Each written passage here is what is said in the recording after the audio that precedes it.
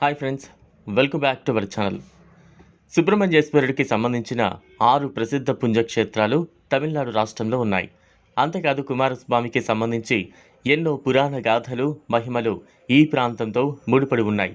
అందుకే సుబ్రహ్మణ్యేశ్వర స్వామిని, కుమారస్వామిని ఇక్కడి ప్రజలు అత్యంత భక్తి శ్రద్ధలతో కొలుస్తారు. సుబ్రహ్మణ్యేశ్వర స్వామికి సంబంధించిన 6 క్షేత్రాల్లో 5 క్షేత్రాలు పర్వత ప్రాంతాలపై ఉంటే ఒక క్షేత్రం మాత్రం సముద్ర తీరంలో ఉంటుంది. ఆ క్షేత్రమే తమిళనాడులోని తిరుచెందూర్.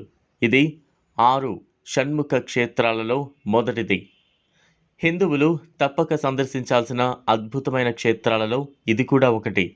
ఈ ఆలయ చారిత్రక నేపథ్యం, కుమారస్వామి మహిమలు, ఇక్కడి ప్రకృతి రమణీయత భక్తులను ఆశ్చర్యపరుస్తాయి. ముల్లోకాలను ఇబ్బందులకు గురిచేసే తారకాసురుడు, శూరపద్మం అనే రాక్షసులను వధించేందుకు కుమారస్వామిని వెతుకుతుంటారు. వారిని సంహరించే ముందు ఆయన ఈ క్షేత్రంలోని విడిది చేసి పరమశివుణ్ణి పూజించినట్లు చెబుతారు. కుమారస్వామి తారకాసురుణ్ణి వధించిన తరువాత శూరపద్మం అనే రాక్షసుడు ఈ క్షేత్రంలోనే ఒక మర్రి చెట్టు రూపంలో దాక్కుంటాడు.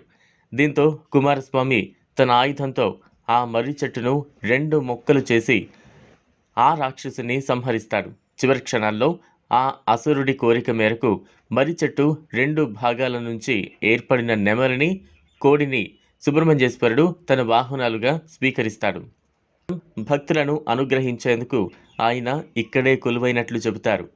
తిరుచెందూరులోని సుబ్రహ్మణ్యేశ్వర విగ్రహాన్ని ఎంతో శక్తివంతమైనదిగా చెబుతారు. దీనికి సంబంధించి అనేక సంఘటనలు ప్రచారంలోనూ ఉన్నాయి. 1646, 1648 మధ్య తిరుచెందూర్ మురుగన్ ఆలయాన్ని డచ్ ఈస్ట్ ఇండియా కంపెనీ వారు ఆక్రమించారు. పోర్చుగీసులతో యుద్ధం సమయంలో ఈ ఆలయంలోనే వారంతా ఆశ్రయం పొందారు. స్థానికులు వీరిని ఖాళీ చేయించేందుకు ఎంత ప్రయత్నించినా అది సాధ్యపడలేదు. రోజురోజుకు పెరుగుతున్న ఒత్తిడితో డచ్ వారు ఆలయంలోని సంపదలతో పాటు ప్రధాన విగ్రహాన్ని అపహరించి తమ వెంట తీసుకువెళ్లిపోయారు. విగ్రహంతో కలిసి సముద్ర మార్గం గుండా వెళుతున్న సమయంలో పెద్ద తుఫాను ఏర్పడి వారిని భయభ్రాంతులకు గురి చేస్తుంది. ఇదంతా ఆ విగ్రహం వల్లనే అని భావించి వారు దానిని సముద్రంలో వదిలేస్తారు. దీంతో తుఫాను ప్రభావం తగ్గుతుంది. కొద్ది రోజుల తర్వాత వాడమలయప్పన్ పిళ్ళై అనే భక్తుడికి సుబ్రహ్మణ్యేశ్వర స్వామి కలలో కనిపించి తనను సముద్రం నుంచి బయటకు తీయాలని చెబుతాడు. సముద్రంలో గరుడ పక్షి సంచరించే ప్రదేశంలో ఒక నిమ్మకాయ తేలుతూ ఉంటుందని, దాని అడుగు భాగంలో విగ్రహం వెతకమని అదృశ్యమవుతారు. అలాగే సముద్రంలో వెతకగా విగ్రహం బయటపడుతుంది. దీంతో దానిని మరలా ఆలయంలో ప్రతిష్ఠ చేశారు. ఇదంతా ఆలయంలో పెయింటింగ్ల రూపంలో కనిపిస్తోంది. 2004లో డిసెంబర్ 26న తమిళనాడులో సంభవించిన సునామీ గురించి అందరికీ తెలిసిందే. సముద్ర తీరానికి కొన్ని మైళ్ల వరకు అన్ని ప్రదేశాలు తుడిచిపెట్టుకుపోయాయి. అయితే సముద్ర తీరానికి పక్కనే ఉన్న ఈ ఆలయం మాత్రం ఏమాత్రం చెక్కు చెదరలేదు.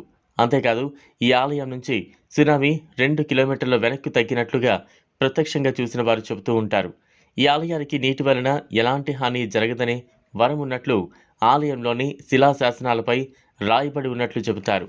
ఇది దైవ మహిమగా భక్తులు భావిస్తారు. ఈ ఆలయంలోని సుబ్రహ్మణ్యేశ్వరుడి తేజరూపం భక్తులను ఆకట్టుకుంటుంది. బాలుడి రూపంలో ధ్యానముద్రలో సుబ్రహ్మణ్యేశ్వరుడు భక్తులకు దర్శనమిస్తాడు. ఇలాంటి రూపంలో ఉన్న విగ్రహం దేశంలో ఇదొక్కటే కావడం విశేషం. బాలుడిగానే రాక్షసులను అంతం చేసి విజయం సాధించిన కుమారస్వామి ఇక్కడ బాలసుబ్రహ్మణ్య స్వామిగా పూజలు అందుకుంటున్నాడు. ఇక్కడ స్కంద షష్ఠి అంటే సుబ్రహ్మణ్యేశ్వర షష్ఠిని పురస్కరించుకుని 6 రోజుల పాటు వైభవంగా ఉత్సవాలు నిర్వహిస్తారు. ఈ ఆలయంలో 2 రూపాల్లో కుమారస్వామి దర్శనమిస్తాడు. శివాలయం, వల్లి, దేవసేన ఆలయాలు కూడా ప్రత్యేకంగా ఉంటాయి. చూశారు కదా ఫ్రెండ్స్, ఇది ఇవాల్టి తాజా వీడియో. ఈ వీడియో కనుక మీకు నచ్చినట్లయితే లైక్ చేయండి, షేర్ చేయండి, ఛానల్ను సబ్స్క్రైబ్ చేసుకోండి. Thanks for watching.